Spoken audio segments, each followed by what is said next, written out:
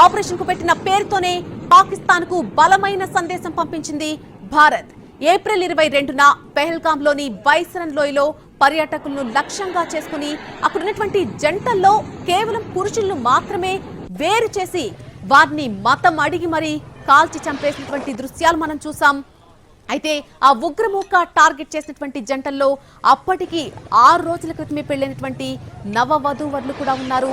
వారిలో వినయ్ నర్వాల్ ను కాల్చి చంపేశారు ఉగ్రవాదులు. దీంతో ఆయన భార్య అక్కడ ఆయన మృతదేహం వద్ద విలపిస్తున్నటువంటి ఆ చిత్రాన్ని చూసి కంటతడి పెట్టినటువంటి మనిషి లేరు. అయితే అతడి మృతదేహం వద్ద గుండె లవిసేలా రోధిస్తున్న హిమాన్షి చిత్రం మొత్తం దేశాన్ని కుదిపేసిందని చెప్పొచ్చు.